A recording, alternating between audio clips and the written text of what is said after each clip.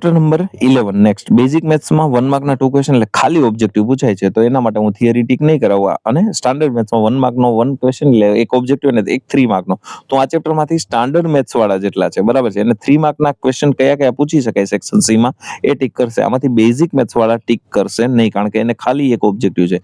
Standard મેથ્સમાં એક objective છે plus એક 3 માર્કનો ક્વેશ્ચન છે. એ શું હોઈ શકે? તો કે એક્ઝામ્પલ 2 જે છે એ માર્ચ 2024 માં પૂછેલો છે, હાર્ડ ક્વેશ્ચન છે, જોઈ લેજો એક વખત, બરાબર છે.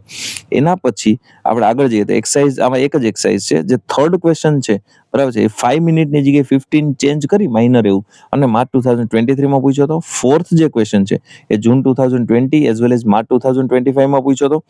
ફિફ્થ જે ક્વેશ્ચન છે, બરાબર છે, આ મોસ્ટ ઇમ્પોર્ટન્ટ ક્વેશ્ચન ફિફ્થ, બરાબર છે. રીઝન શું? તો કે આમાં 3 સબ ક્વેશ્ચન છે એટલે 3 માર્કનો પરફેક્ટ બેસે. જૂન 2024 અને જૂન 2025 માં એઝ ઇટ ઇઝ પૂછ્યો હતો. જૂન 2021 માં માઇનર એવો ચેન્જ કરીને પૂછેલો હતો, બરાબર છે, એટલે કે જે 21 છે એ બરાબર છે એને માઇનર એવો ચેન્જ કરેલો હતો નંબરમાં.